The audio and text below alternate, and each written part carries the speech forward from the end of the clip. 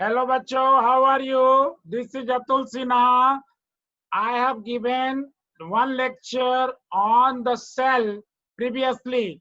एक लेक्चर बेटा बायोलॉजी के सीरीज में जो फुल सिलेबस है for all competitive exam like UPSC, civil services, that is CDS, CAPF, FCAT, NDA, XY group, state public service commission, SSC, सभी के लिए ये कॉमन पेपर है.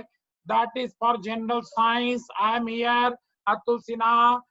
अन अकेडमी के प्लस पे मैं क्लासेस ले रहा हूँ और स्पेशल क्लासेस भी, जिसको आप देख के काफी पसंद कर रहे हैं.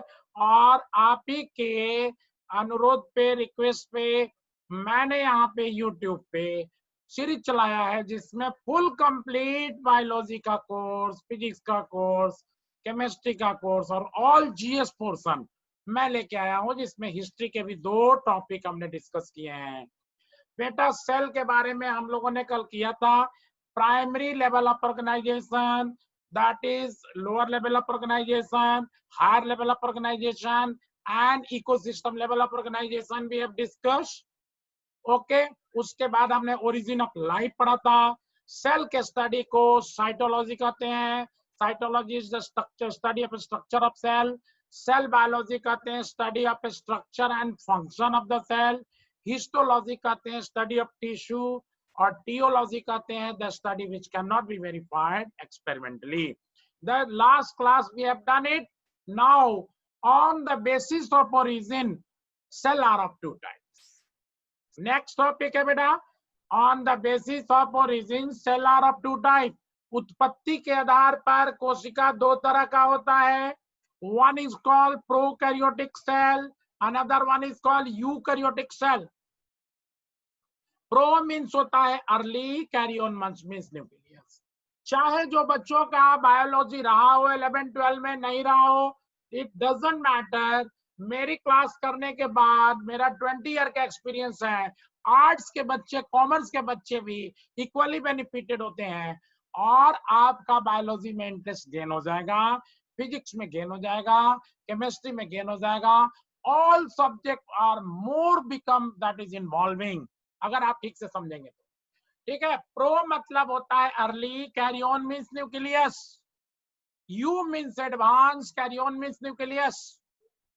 प्रोकैरियोटिक सेल मतलब न्यूक्लियस प्रिमिटिव होगा. यूकैरियोटिक सेल मतलब न्यूक्लियस एडवांस होगा. प्रोकैरियोटिक सेल को तुम लिख सकते हो कि it is early cell, eukaryotic is advance cell. हमने पिछले लेक्चर में बताया था कि first of all bacterium came into being on this earth. सबसे पहले इस अर्थ पे कौन आया? बैक्टीरिया आया. तो वो प्रोकैरियोटिक सेल था.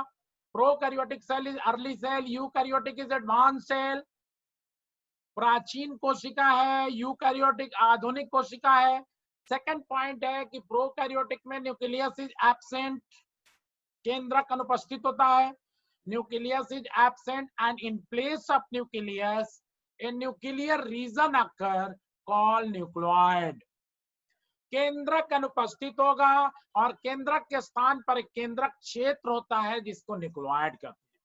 बहुत इंपॉर्टेंट पॉइंट. न्यूक्लियस नहीं होगा, न्यूक्लियस की जगह पे न्यूक्लियर रीजन होगा जिसको न्यूक्लियोइड कहेंगे. यूकैरियोटिक में क्या होगा कि well developed double membrane porous nucleus occur, पूर्ण विकसित दोहरे झिल्ली युक्त तथा छिद्र युक्त केंद्रक होता है. Got it. नेक्स्ट पॉइंट आ जाइए. प्रोकैरियोटिक में क्या होगा कि chromosome is single, naked and circular in shape. गुणसूत्र जो होगा वो एकल होगा, बिना किसी प्रोटीन का लेप का होगा. तो नेकेड मैंने लिखा, नेकेड होगा और सर्कुलर इन शेप, सर्पिलाकार होगा.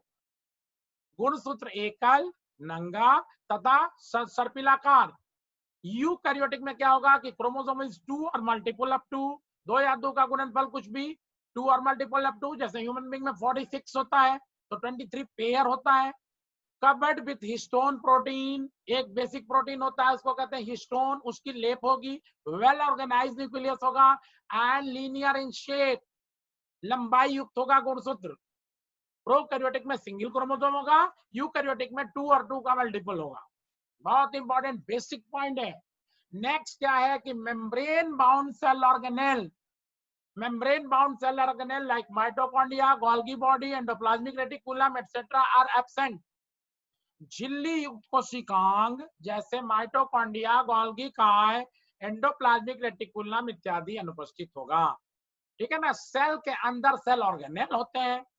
We will discuss in more detail in the next lecture.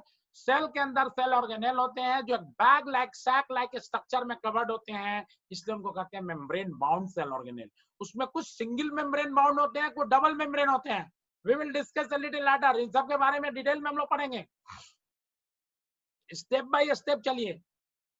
और यूकैरियोटिक में क्या होगा कि membrane bound cell organelle are present, mitochondria present, endoplasmic reticulum present, Golgi body present. ठीक है। उसके बाद आ जाइए ribosome. Ribosome membrane bound cell नहीं, ऑर्गेनेल नहीं है। राइबोसोम नेकेड होता है, उसमें कोई मेम्ब्रेन की दैट इज कवरिंग नहीं होती है। तो राइबोसोम यहाँ पे प्रोकैरियोटिक में होगा, यूकैरियोटिक में भी होगा, लेकिन प्रोकैरियोटिक राइबोसोम छोटा होगा। तो ribosome is of 70S type. Ribosome is of 70S type. S का मतलब होता है सेडिमेंटेशन कोफिशिएंट, श्वेडबर्ग कांस्टेंट। दो छोटे छोटे यूनिट से मिलकर बनता है 50 और 30, दोनों मिला के 80 होना चाहिए, लेकिन रह जाता है 70। एस का मतलब सेडिमेंटेशन कोफिशिएंट या श्वेडबर्ग कांस्टेंट, छोटा राइबोसोम। और यूकैरियोटिक में क्या होगा 80S राइबोसोम, बड़ा राइबोसोम।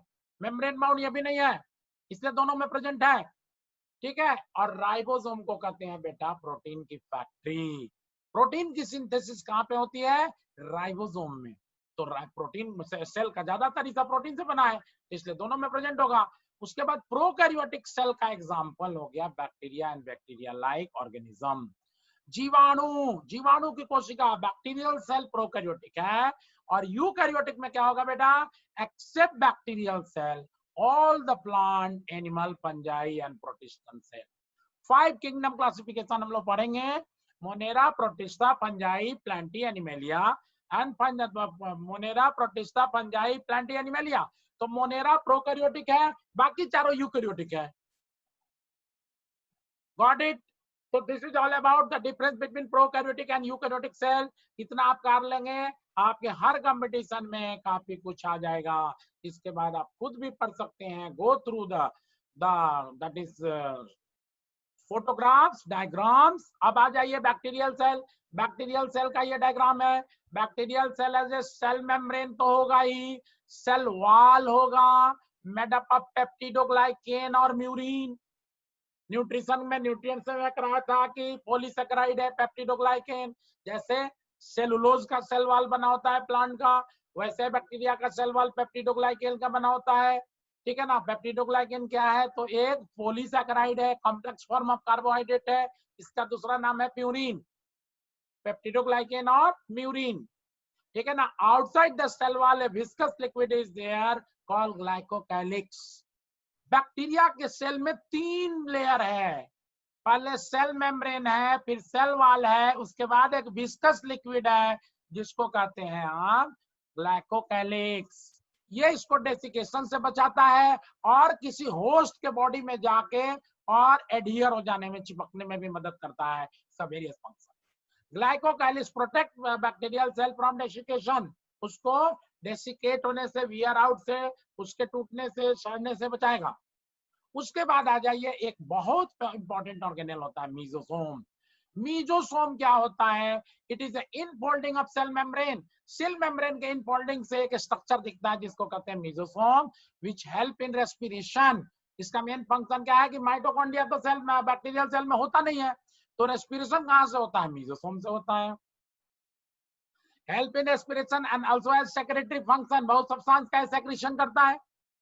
उसके बाद एक इसमें और बहुत इंपॉर्टेंट ऑर्गेनेल है जिसको कहते हैं प्लाज्मिड। प्लाज्मिड क्या होता है बेटा? तो it is extra nuclear DNA और नॉन जीनोमिक डीएनए। एक जो होता है, जो न्यूक्लियोइड, जो न्यूक्लियर रीजन में बोला जिसमें नेकेड क्रोमोसोम है, उसको कहेंगे हम लोग जीनोमिक डीएनए, जिससे उसके बैक्टीरिया का जेनेटिक मेकअप डिसाइड होता है। और न्यूक्लियस के तो नहीं है, न्यूक्लियोइड रीजन है, उसके बाहर जो एक एक्स्ट्रा दैट इज डीएनए है सर्कुलर, उसको क्या कहते हैं हम लोग? नॉन जीनोमिक डीएनए और plasmid. It is used in biotechnology as a vector. Vector का मतलब कैरियर। जैसे आपको पता है कि एली एंड लीली कंपनी है अमेरिका की, जिसने सबसे पहले इंसुलिन बनाया बैक्टीरिया के सेल में। बैक्टीरिया का जो डीएनए है, हेक्सान्यूक्लियर डीएनए, प्लाज्मिड जिसको मैंने कहा, उसको एक रेस्ट्रिक्शन एंडोन्यूक्लियस एंजाइम है। रेस्ट्रिक्शन एंडोन्यूक्लियस एंजाइम को मॉलिक्यूलर सीजर कहते हैं। उससे कट करके हम उसका कुछ पार्ट हटा देंगे, वहां डिजायर्ड जीन जो हम चाहते हैं उसको इंसर्ट कर देंगे, लगा देंगे, और एक लाइगेज एंजाइम होता है जिससे हम उसको जोड़ देंगे, जो ग्लू का काम करता है, चिपकाने का काम करता है, ठीक है ना, और उसको बैक्टीरिया के सेल में डाल देंगे। तो बैक्टीरिया का सेल बायोरिएक्टर की तरह बिहेव करने लगेगा और वो प्लाज्मिड मल्टीप्लाई होगा, तो उसमें वो दैट इज जीन से इंसुलिन बनेगा और फिर उसको निकाल लेंगे और उसको यूज करेंगे डायबिटीज पेशेंट के इलाज में। तो दैट इज प्लाज्मिड वेक्टर, एक extra nuclear DNA.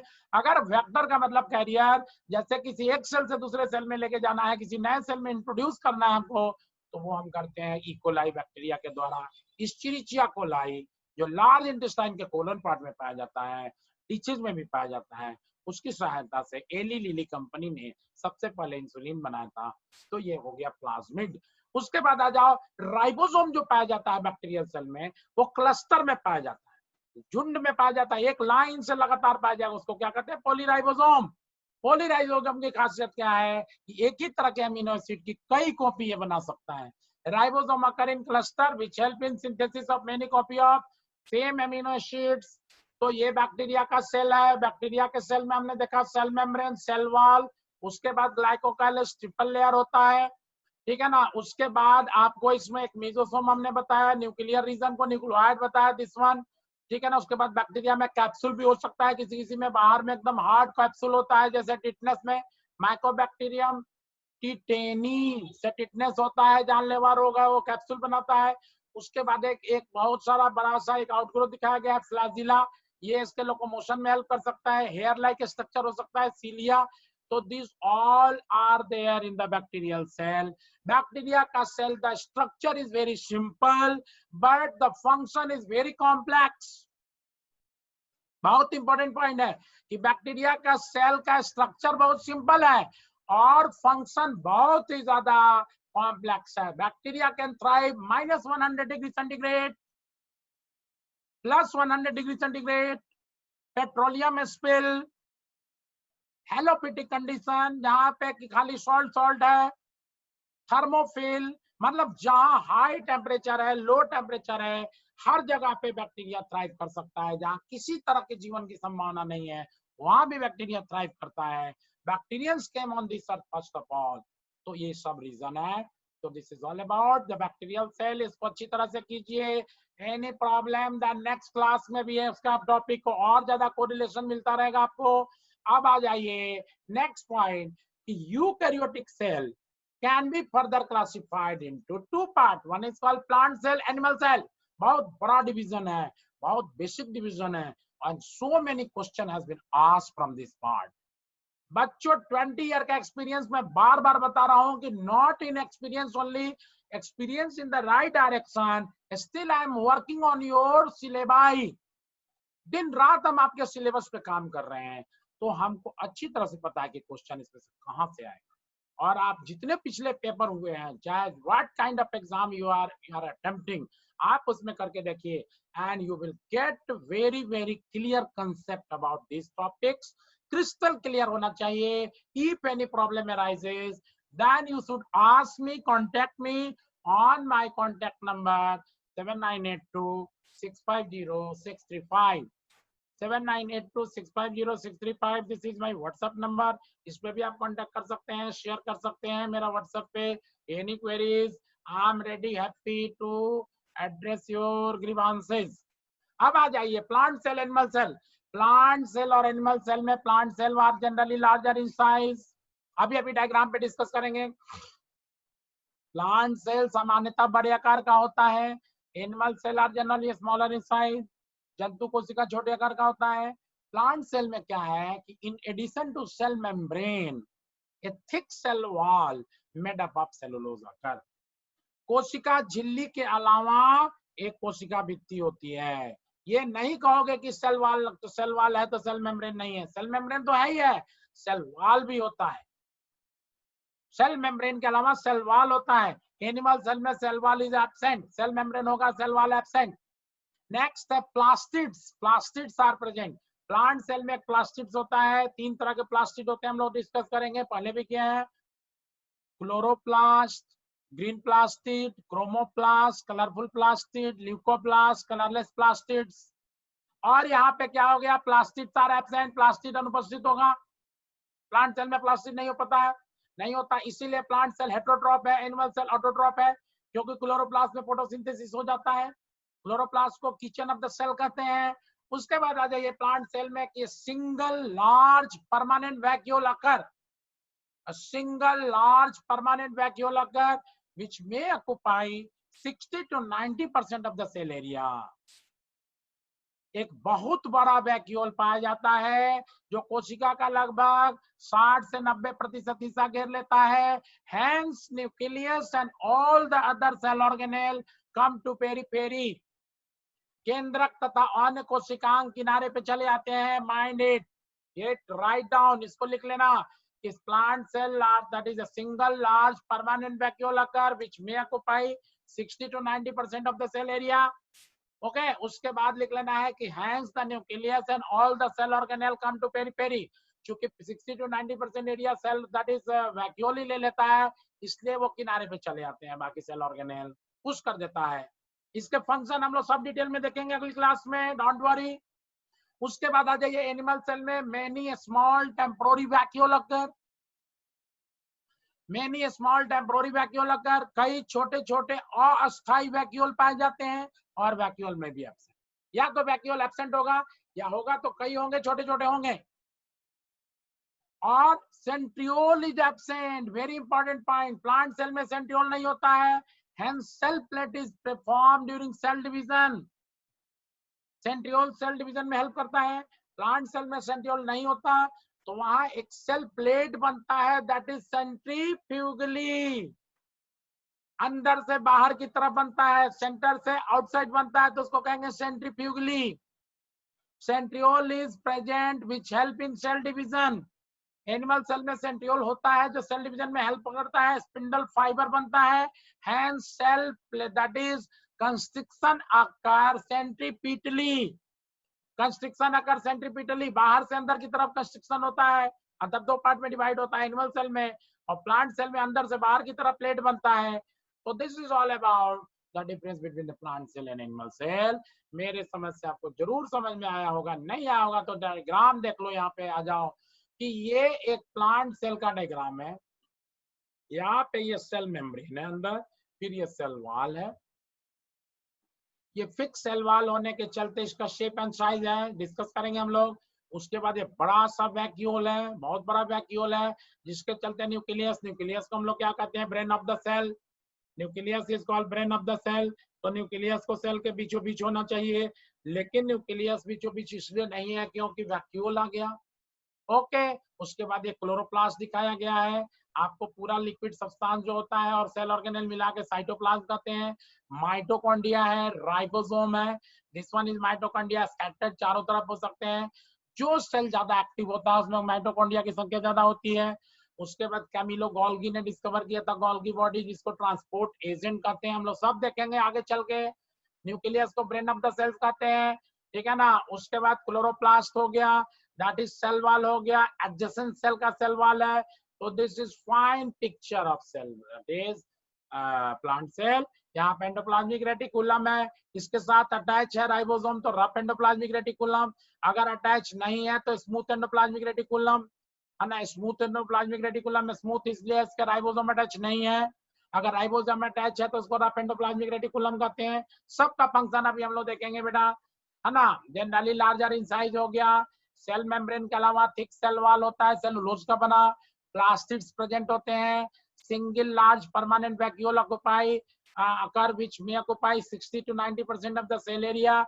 Hence nucleus and all the cell organelle come to periphery करा दिया हूं मैं यहाँ पे. Centriole is absent and cell plate is formed during cell division centrifugally, ये भी मैंने करा दिया. तो this is all about the plant cell. Difference part हम लोग कंपैरेटिव स्टडी को, डिफरेंस नहीं को you can say comparative study हमने कर लिया.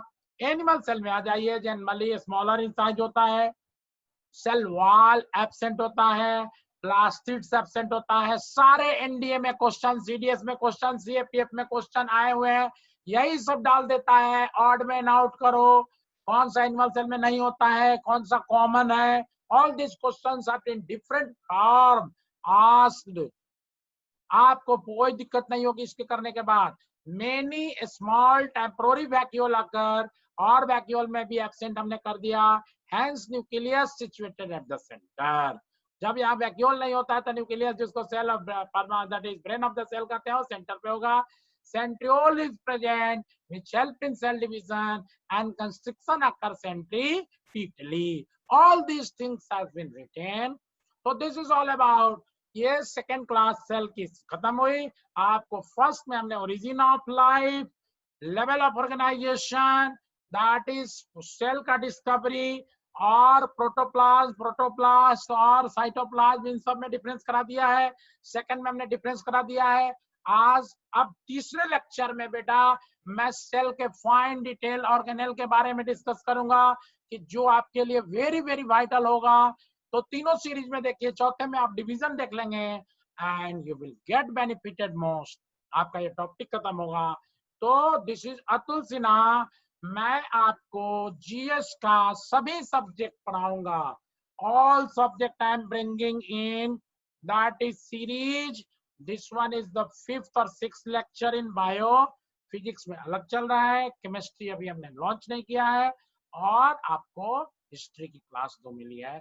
एंजॉय कीजिए और शेयर कीजिए इसको लाइक कीजिए, सब्सक्राइब कीजिए, और अपने को अगले एग्जाम में कंफर्टेबल फील कीजिए, शेयर कीजिए. ओके, गुड बाय बच्चों, सी यू.